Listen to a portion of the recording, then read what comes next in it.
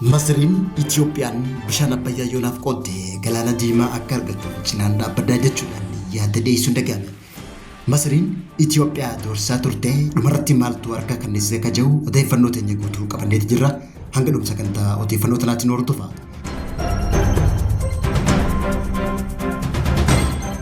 Waggoota muraasa darbaniif qabaa ganna dhiisaa jechuudhaan Itoophiyaatti dhaadachaa tan turte Masriin dhumarratti Itoophiyaan tolaan bishaan Abbayyaa yoonaaf qoodde anammoo Itoophiyaan buufata galaana diimaa akka argattuuf Itoophiyaa waliin dhaabbadhaa jechuudhaan yaada dhiyeessuus miidiyaan biyya United Arab Emirates The National gabaasee jiraachuun mul'ate. Egaa Itoophiyaan hidha bishaan Abbayyaa hidhattee eebbiftee asitti karaa dippiloomaasiitiinis ta'e himannaa idil addunyaatiin itti fufte Masriin ibsa baaftuu keessatti Itoophiyaa doorsisuu kan itti fufte yoo ta'u Itoophiyaa irratti dhiibbaa dippiloomaasii taasisuudhaaf biyyoota ollaa Itoophiyaa hanga waraanaan ijaaruutti dhiibbaa taasisaa turuun ni yaadatama.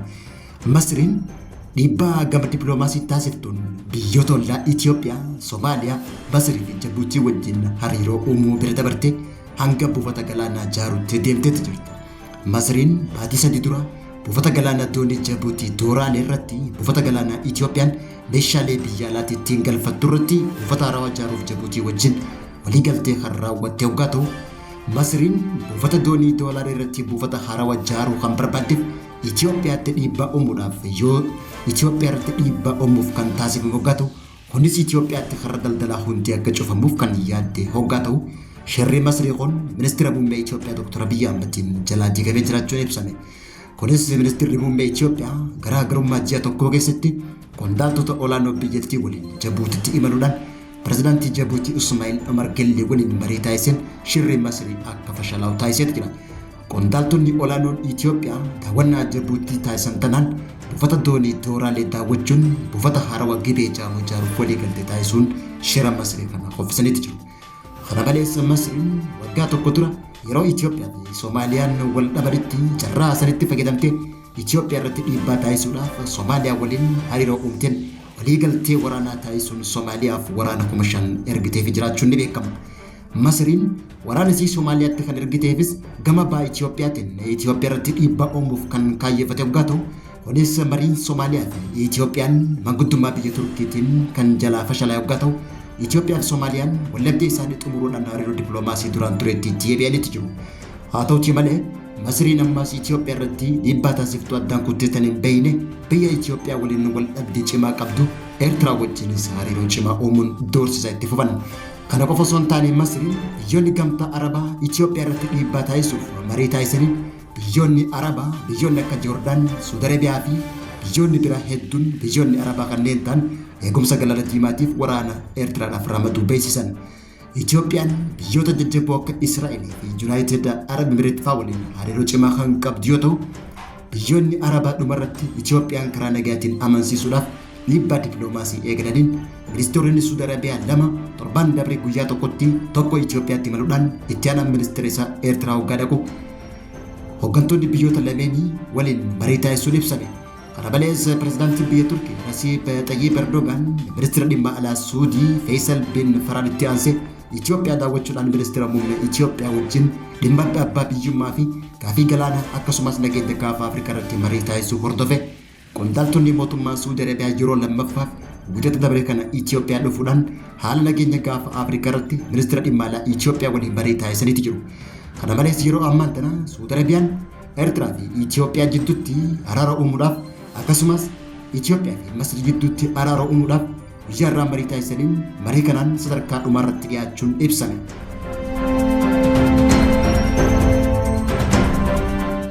Gama biraatiin ammoo Somaaliilaand Ameerikaa buufata waraanaa kennuuf fedhii akka qabdu agarsiisuun ibsame.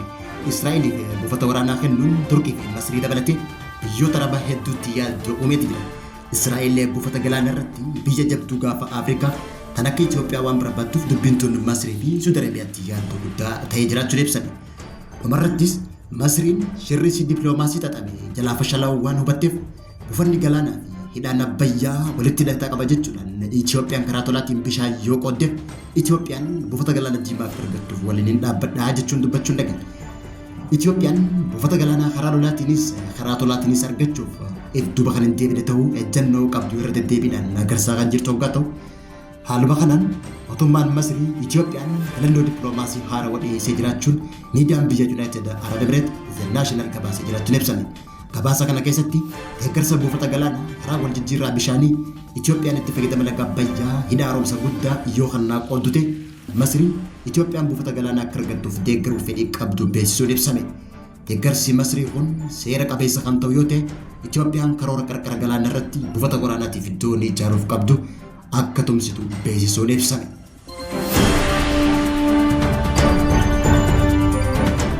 Odeeffannoo teenya gama biraatiin miseensonni ajaja raayyaa ittisa biyyaa Itoophiyaa gama kaabaa jiran kabajaa fi abbaa biyyummaa Itoophiyaa wareegama qabuu kafallee beeksisuudhaaf qophiidhaa jechuun dubbachuun dhaga'ame.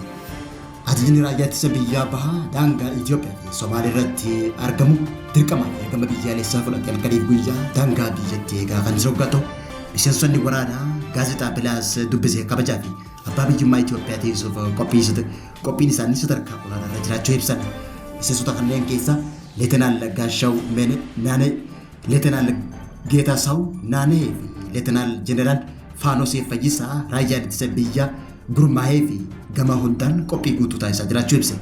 Kabaja biyyaa fi daangaa isaanii gargaarsa teekinooloojii ammayyaa leenjii saayikooloojii gootummaan dabalamuudhaan biyya isaanii eeguuf qophii ta'uu beeksisan. Ajajni raayyaa ittisa biyyaa bahaa kun kan mirkaneesse Itoophiyaan biyya guddittii karaa ilmaan isii jajjaboo kabajaa fi abbaa biyyummaa isii otoo hin sharafin gootummaa eeggattee ta'uu isii himuudhaan dhalattoota imaanaa guddaa kana taanee argamuuf gammachuu guddaan nutti dhaga'amaa jechuun ibsan. Kabajaa fi abbaa biyyummaa Itoophiyaatiif gootummaan dhaabbachuu fi wareegama kamuu kafaluun qophii ta'uu isaaniitis mirkaneessanii jiraachuun ibsame. Itti aanaan olaanaa obbo Maadii Banjaa'uu fi ajajaan olaanaa Malkaamuu Shallamaw akka ibsanitti hooggantoonni fi miseensonni raayyaa ittisa biyyaa gahumsa waraanaa olaanaa gootummaa fi qotannoo biyya keenyaatiin ammas biyya teenyaaf dhaabbachuu qophiidha jechuun dubbatan. Akeeka baandaa gareewwan alaa fi bakka bu'oota faallaa nagaa fi misooma biyya keenyaa faallaa ta'an fashaleessuun piroojektota biyyaalessaa gurguddoo gama hundaan hojjetamaa jiran milkaa'ina isaanii mirkaneessuuf itti gaafatamummaa keenya ni baannaa jechuudhaan hooggantoonni olaanoo kanneen keessaa Leetanaal Koloneel Salahuu Birruu waraanni cimaan akeeka baandaa gareewwan nagaa fi bakka bu'oota nagaa fi guddina biyya keenyaa gufachiisuu barbaadan fashaleessuuf qophii ta'uu ibsaniiti.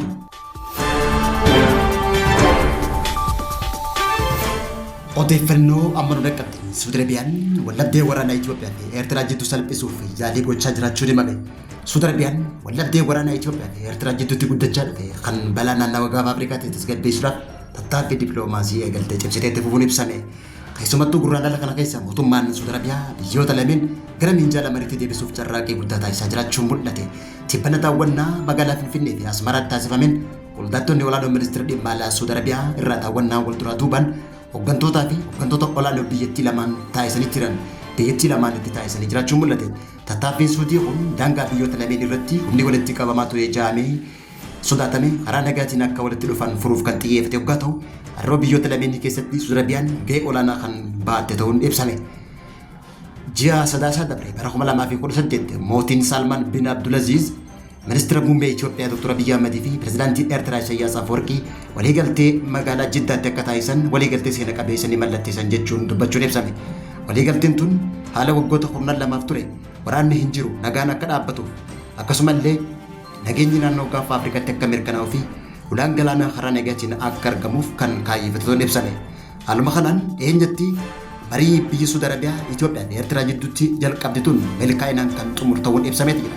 Haaluma kanaan hooggantoonni Saudi Arabiyaa lama guyyaa kaleessaa Itoophiyaatti daawwannaa taasisaniin daawwannaa itti aantuun immoo Eertiraatti daawwannaa kan taasisan yoggaa ta'u Eertiraa fi Itoophiyaa jidduutti manguddummaa ta'uudhaaf qophiin xumuramee jiraachuun ibsame.